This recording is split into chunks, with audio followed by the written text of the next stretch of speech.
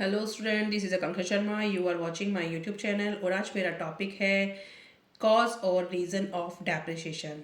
It means मैंने आपको पहले भी डेप्रिसिएशन का बताया था कि डेप्रिसिएशन क्या होता है।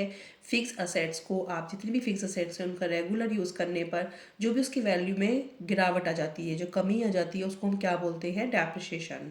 Fall in value of asset it's called depreciation. ठीक है स्टूडेंट।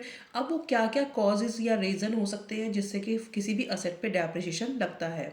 तो फर्स्ट है bye constant use. It means continuous use of fixed assets result in wear and tear which lead to fall in value.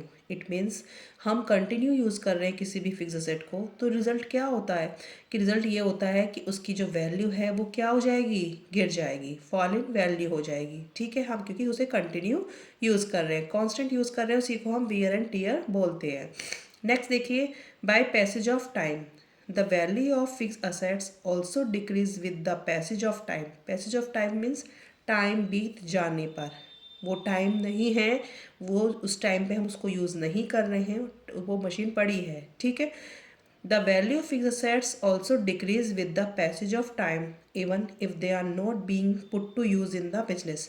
It means कोई हमने asset खरीदी fix asset और क्या हुआ, टाइम बीत गया है, पड़ी है वो, ठीक है, उसका यूज़ ही नहीं हो रहा बिजनेस में, तो क्या हो जाएगा? उस पर डेप्रिसिएशन लग जाएगा, उसकी वैल्यू तो कम हो ही जाएगी।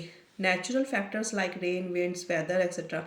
वेदर चेंज हो गया है, आपने मशीन खरीदी समर के क्लोथ्स के लिए, बट आगे आपका वेदर चेंज हो गया, विंटर के आ गए, तो वो मशीन ऐसे ही पड़ी रहेगी। मशीन पड़ी है, उसका यूज़ नहीं हो रहा, क्योंकि जब विंटर के कपड़े हैं तो विंटर के लिए दूसरी मशीन होंगी, तो आपने वो उस मशीन को यूज़ नहीं करा, तो वो पड़े पड़े क्या होगा, उस पर डेप्रिसिएशन लग जाएगा। ठीक है।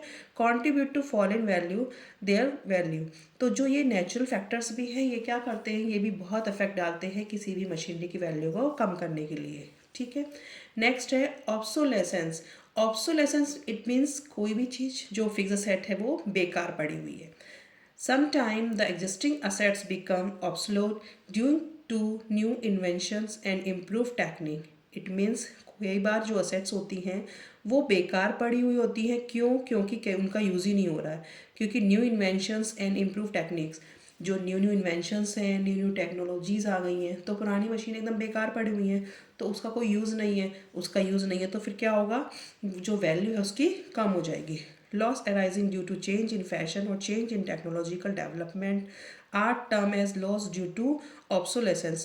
It means जो भी क्या कहते हैं, अराइजिंग चेंज इन फैशन में चेंज आ रहा है, टेक्नोलॉजिकल में चेंज आ रहा है, उससे क्या होगा, वो सेट का वो जो फिक्स सेट पड़ी है उसका कोई यूज़ ही नहीं हो रहा, इसलिए वो मशीनरी क्या हो जाएगी, वो बेकार पड़ी होगी और उसकी वैल्यू में क्या हो जाएगा, फॉल इन वैल्यू हो जाएगी, उसकी वैल्यू कम हो जाएगी। ठीक है, तो वो भी डेप्रिसिएशन का एक मेन कॉज हो सकता है।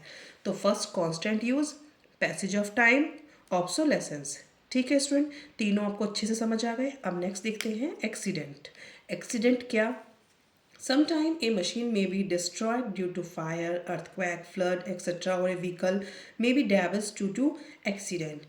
Sometime मशीनरीज में क्या हो जाता है, कुछ भी टूट फूट हो जाती है। ठीक है, कोई आग लग गई, ठीक है, कोई अर्थक्वेक आ गया, नेचुरल फैक्टर्स हो गए, कुछ भी फ्लड आ गया, मीन्स बाढ़ आ गई है, तो और व्हीकल्स में क्या हो जाता है, कोई एक्सीडेंट रोड पे हो गया है, तो उससे भी क्या हो जाती है, वो मशीनों में, अगर मशीन में भी कोई अगर फायर हो गया है तो क्या हो जाएगा, उसकी वैल्यू कम हो जाएगी।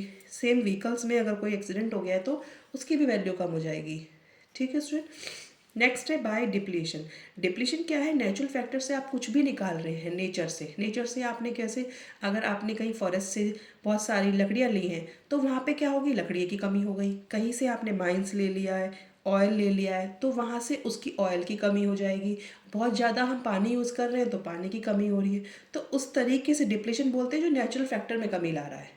ठीक है, ये तो फिक्स असेट्स में ला रहा है। डिप्लीशन का मतलब है जो भी नेचुरल फैक्टर में कमी ला रहा है, तो ये भी एक मेन कॉज हो सकता है किसके लिए, वेस्टिंग असेट्स के लिए। Like depletion is the decrease in the value of wasting asset such as mine, oil, wells etcetera. ठीक है, एक इसका वाटर जो है वो बहुत अच्छा ही एग्जाम्पल है कि अगर आप बहुत ज़्यादा वाटर यूज़ कर रहे हैं हम, तो वाटर की कमी दिन पर दिन बढ़ती जा रही है। ठीक है, ओके।